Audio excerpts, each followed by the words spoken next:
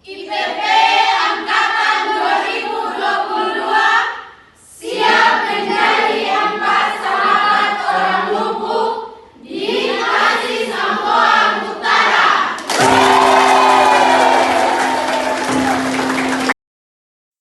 Halo, yang Bapak Ibu baru dengar itu adalah yel-yel dari mahasiswa program studi ilmu pendidikan teologi Universitas Kristen Artawacana angkatan 2022 yang hari ini 13 Juli 2024 berangkat ke Klasis Amfoang Utara untuk melaksanakan masa pendidikan kerja lapangan selama 2 bulan, yaitu pertengahan Juli sampai pertengahan Agustus atau akhir Agustus 2024.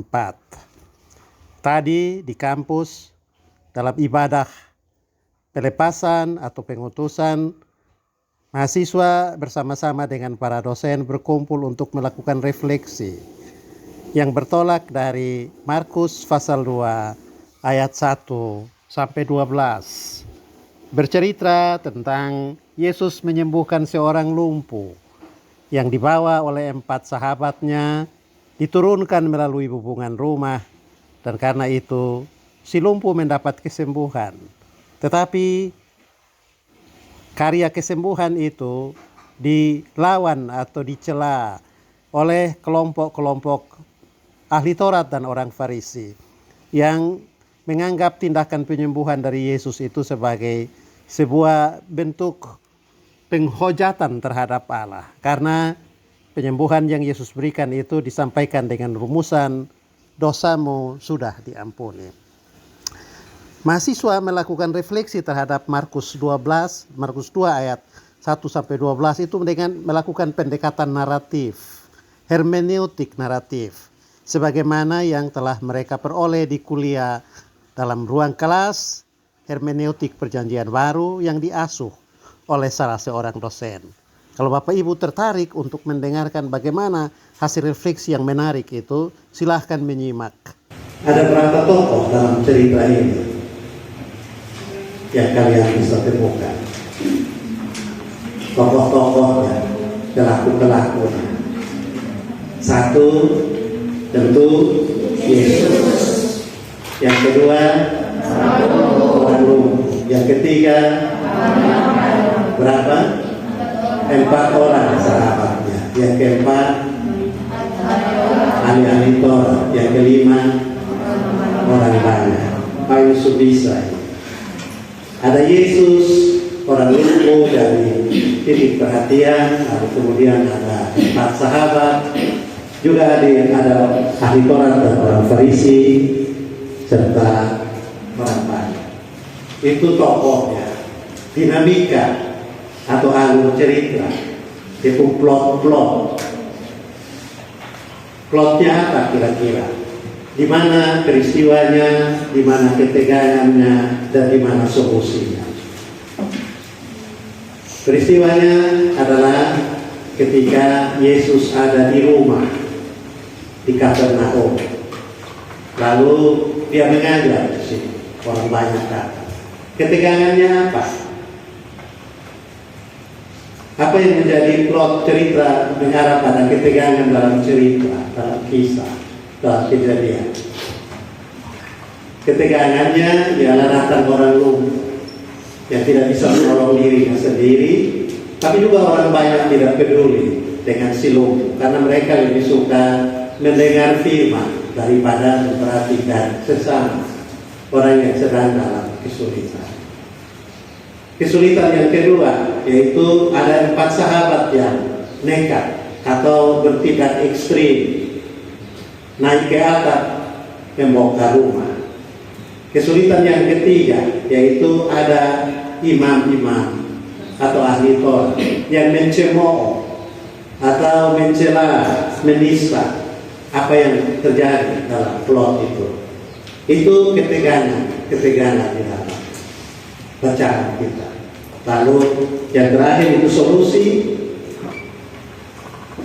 respons Yesus terhadap orang-orang banyak itu yang tidak mau kasih jalan, respon Yesus untuk 4 orang yang memikul sahabatnya, respon Yesus untuk 1 orang yang mengalami penderitaan, dan respon Yesus untuk ahli-ahli Taurat yang mencemooh dan seterusnya.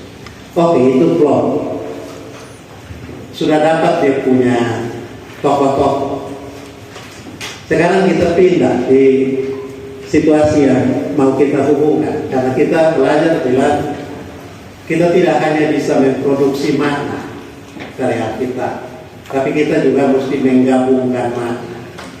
Sebab orang-orang dalam kitab suci itu punya makna tentang sesuatu, dalam hal ini tentang penyakit, kemudian partisipasi, keterlibatan orang banyak. Tapi kalian juga punya makna. Dan karena itu kita mau tahu makna itu. Sekarang pertanyaan saya, ya, kalau kita mau tempatkan cerita orang lumpuh ini,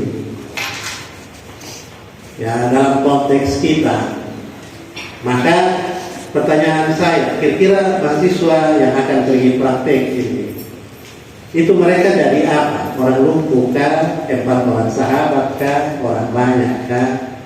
Atau orang Farisi? Ahli Taurat. Kalian mau tempatkan diri di mana? 4 orang sahabat. Siapa yang orang lumpuh? Kalau begitu, orang lumpuh siapa? Oke, jemaah orang lumpuh. Banyak sekali orang lumpuh dalam jemaah. Sekarang orang lumpuh ini akan dapat 4 orang sahabat. Itu mahasiswa IPT yang akan praktek. Siapa itu orang-orang Farisi dan ahli Taurat yang jadi penentang? Siapa?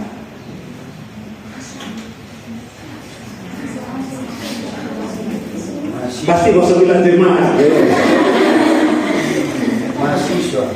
Mahasiswa. Bisa mahasiswa. Siapa lagi? Mungkin sekolah kita saat. Siapa lagi itu orang Farisi ya? Lihat begitu. Dosen. Terutama yang sore hari kok. Siapa lagi? Siapa? Ya. Penentuan dia bisa juga nanti mereka curiga. Datang cuma bikin apa lagi dengan kita begitu. Bisa. Tidak. 4 ada lagi persoalan. Ada bilang ada supaya kita lanjut. Ya 4. Lebih terasa mesti ada sana. Ya itu yang majelis, bisa pendeta majelis. Dan kira masih ada 1. Yaitu kamu pun kawan dekat yang juga mahasiswa. Entah itu kamu pun pacar kan, pacar, orang tua yang nanti akan ganggu kamu dengan komitmen untuk pergi ke sana. Oke, itu satu perspektif. Dan karena kamu memilih hari ini kita ngomong tentang kalian itu sebagai 4 orang sahabat yang menemani atau menolong si korban itu kita bilang apa sih lumpuh itu, yaitu masyarakat yang akan kamu pergi. Saya bikin renungan tentang itu. Tapi sesudah itu nanti pulang dari praktek, kalau Pak bikin lagi ibadah atau panitia bikin lagi ibadah, kita akan bikin refleksi baru dengan peran yang berbeda. Saya akan ubah, yaitu waktu pulang dari praktek itu kita bikin bacaan ini tetap, tapi kalian akan menempatkan, saya suruh kalian menempatkan diri sebagai orang lumpuh. Lalu jemaat yang kalian pergi tolong itu jadi 4 sahabat. Untuk kalian tahu kira-kira dalam hal apa saja kamu lumpuh, sehingga jemaat tolong kalian dan kalian bangun berjalan. Setelah pulang itu setelah pulang. Ya, sekarang kita bertugas ialah ngomong tentang kamu jadi 4 sahabat. Oke. Kalau kita tempatkan diri sebagai 4 sahabat itu, ya, dan tema ini bicara tentang bagaimana apa itu iman. Waktu ujian lisan banyak yang tidak tahu jawab apa itu iman. Ya.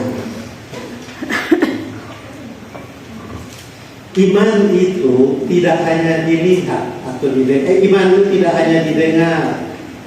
Iman itu tidak hanya dipercakapkan, tetapi iman itu dilihat oleh Yesus. Iman itu dilihat oleh orang yang lumpuh dan oleh orang banyak yang ada di sekitar peristiwa di Kapernaum. Itu kira-kira begitu. Ya. Dan iman itu ada pada diri 4 orang sahabat. Pasti si lumpuh sudah tidak berdaya lagi. Dia sudah sakit bertahun-tahun, putus asa. Semua upaya pengobatan, terapi-terapi, dan juga pertolongan medis pasti sudah dijalani. Tapi dia tidak pernah sembuh-sembuh. Dia pasrah. Apalagi ketika datang pada Yesus, banyak orang sudah berkerumun, tidak ada jalan masuk ke rumah, dan semua upaya ke jalan sudah tertutup. Makin pasrah orang lumpuh. Dia pasti menerima nasib apa adanya. Ya.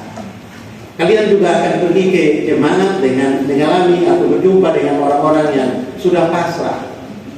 Ya, sarana transportasi ke Kupang tidak baik. Karena itu kita yang ada di kampung itu tidak bisa mengubah nasib kita. Hasil bumi boleh banyak, ya produksi pertanian melimpah, ya panen di laut juga tidak berkekurangan. Tapi mau bilang apa? Transportasi sulit, ya sarana pasar jauh dan seterusnya. Kami pasrah dengan situasi ini.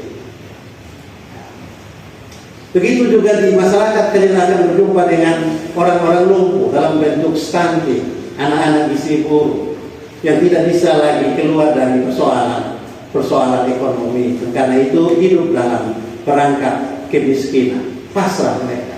Ya mau bikin apa, semua serba tidak terjadi.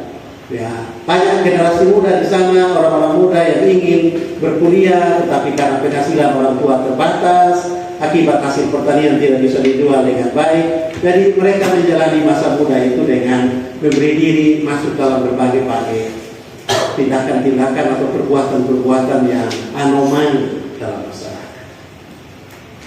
Ya, karena kalian tadi tempatkan jemaat di mana kalian akan datang itu sebagai orang-orang umum. Maka sebagai 4 sahabat kamu pergi bikin apa untuk mereka? Ya, supaya mereka bisa ketemu Yesus, supaya mereka bisa dapat kesembuhan.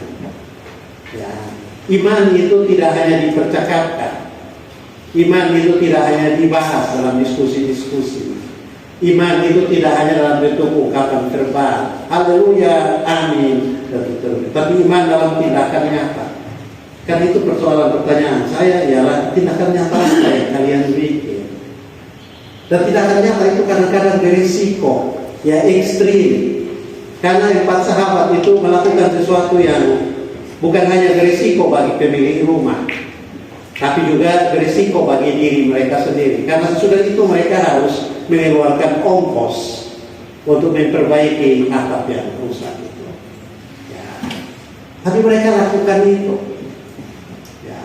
Dan Yesus lihat iman mereka.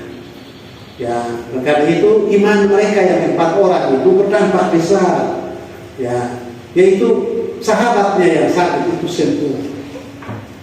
Tetapi juga iman yang mereka tunjukkan itu berdampak untuk terbuka diskusi, ruang diskusi antara Yesus dengan orang-orang yang berpikiran statis, mereka yang menjadi penghambat kemajuan, atau mereka yang berusaha untuk mempertahankan status quo dan peran-peran sosial mereka agar tidak hilang. Begitu.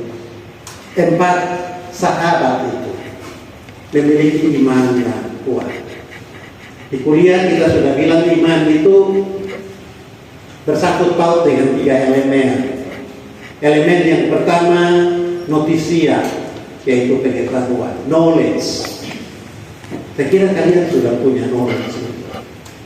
Tahu bagaimana mengajar sekolah minggu dengan gaya micro teaching, Ibu Ina Suhajar, ya Bapak Medboki juga tahu kasih filsafat, juga hermeneutik atau macam-macam yang lain yang sudah berguna untuk membentuk perspektif. Ibu Windy, teman-teman yang lain yang dosen sudah itu. Kalian sudah punya knowledge.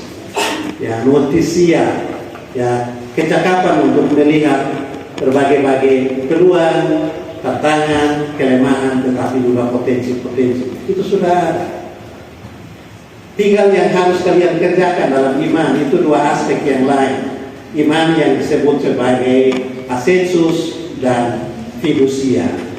Menyetujui apakah pengetahuan yang kalian dapat itu, notisia yang kalian beroleh itu sekarang kalian setuju untuk jadi diri, supaya itu dari asensus, persetujuan, lalu kemudian dibagikan kepada orang lumpuh yang menunggukan di tempat praktek.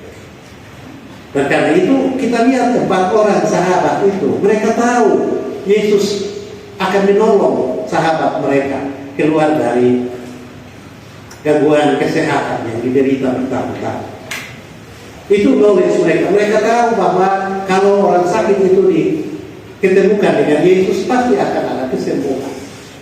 Ya. Lalu mereka tahu tidak ada jalan masuk karena orang berkerumun di pintu.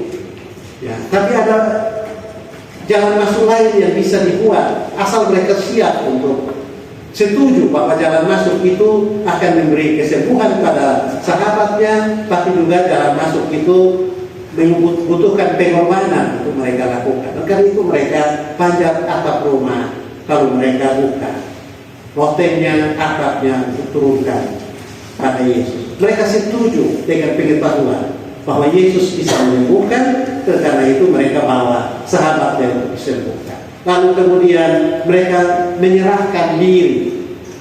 Ya, rencana mereka, keinginan mereka untuk sahabat sembuh, mereka serahkan kepada Yesus. Ya, jadi kalian sudah punya 2, satu yaitu notisia, pengetahuan. Tinggal sekarang kalian dengan praktik ini di lapangan, kalian dilatih untuk apakah pengetahuan itu menjadi milik yang menjadi energi untuk mendorong kehadiran yang berdampak atau bermanfaat kepada masyarakat. Dan akhirnya itu nanti berdampak bagi si lumpuh, orang sakit yang kalian temui, tapi juga berdampak pada orang-orang yang selama ini tidak ingin diganggu kenyamanannya atau merasa terancam kalau ada perubahan yang terjadi dalam masyarakat. Dan yang menarik dari pembacaan ini, ya, Markus bercerita bahwa yang menunjukkan iman secara nyata itu adalah 4 orang, satu kelompok. Begitu. Ada istilah populer yang kita temui dalam masyarakat kita ialah kalau satu orang bermimpi, mimpi itu tetap jadi mimpi. Tapi kalau sudah lebih dari satu orang, katakanlah 4 orang bermimpi, maka mimpi itu bisa berubah menjadi kenyataan. Tinggal sekarang kalian mau pergi ke PPL, ini mimpinya mimpi apa? Ya, apakah pergi untuk sekedar bertamasa selama 1,5 bulan di tengah masyarakat, ya, atau tampil di situ sekedar sebagai pameran kehadiran sebagai mahasiswa untuk bilang lebih dari pemuda-pemuda di sana, atau mimpi untuk pergi bersama-sama dengan ada simpul-simpul pemuda di sana atau orang-orang baik di sana yang selama ini mereka sebenarnya juga bermimpi untuk sesuatu yang baru. Tetapi mereka terkendala karena mereka anak kampung sini yang tidak bisa melawan struktur atau untuk menghadapi tokoh-tokoh yang berpengaruh. Karena itu mereka mengharapkan kamu datang bukan untuk melawan struktur, ya, dan menyalahkan pengaruh-pengaruh dalam tokoh, tetapi menampilkan satu modus kehadiran yang berbeda, seperti yang ditampilkan oleh 4 sahabat dari si lumpuh yang sakit. Selama 1,5 bulan atau 2 bulan, kalian yang pilih perantar menjadi 4 sahabat dari orang-orang. Kita harap nanti pulang kalian bikin catatan atau refleksi, ya, kita usahakan untuk bikin refleksi, ngomong dengan Pak Kaprodi untuk bikin refleksi supaya kita bikin diskusi. Saya tidak khotbah lagi nanti, saya akan tanya ganti peran. Setelah kalian selesai jadi 4 sahabat, waktu pulang kalian saya tanya, kalian lumpuh dalam hal apa? Sehingga 4 sahabat yang ada di jemaat itu menolong kalian. Lalu kalian kita berubah. Kalian kasih tahu kami, dosen-dosen, supaya nanti waktu mengajar di kelas kami juga tolong kalian yang lumpuh itu keluar dari persoalan. Pada saat yang sama kita keluar dari pola pikir yang lama, ya, bentuk-bentuk pengajaran yang tidak mempersiapkan kamu dengan baik tugas-tugas seperti yang terwakili dalam ahli-ahli Taurat dan orang-orang Farisi yang tidak ingin terjadinya sesuatu yang baru di tengah-tengah jemaat. Itu refleksi untuk adik-adik semua dalam perjalanan menuju tempat praktek di klasis yang ada di 3 kecamatan. Kecamatan Ampoan Utara, Kecamatan Ampoan Barat Daya, dan Kecamatan Ampoan Timur. Tapi ada dalam klasis 1 saja, klasis Ampoan. Kemarin saya telepon pendeta bilang antusiasme di klasis ini untuk menyambut mahasiswa luar biasa. Saya sudah baca itu di grup, ya. Kalian sudah baca, luar biasa. Ada yang minta sampai 12. Ya, padahal jemaatnya hanya 19 yang ada di situ. Karena itu mereka sudah bijak untuk mulanya kumpul di satu, mereka bilang tidak bagi tiap jemaat dapat 2 atau 3. Ya, dan dari Ampoan Barat Daya besok siang sudah akan jemput 15 orang yang pergi ke Ampoan Barat Laut. Ya, jadi memang banyak orang sakit di sana. Ya, orang lumpuh. Dan mereka lihat ada 4 sahabat ya. Karena itu kita minta kekuatan dari Tuhan. Tapi yang paling penting juga yaitu 4 sahabat itu bekerja sama, punya mimpi yang sama, supaya menjadi berguna. Lalu pulang kita berubah peran, kalian jadi orang-orang. Tuhan memberkati kita semua dengan firman. Amin.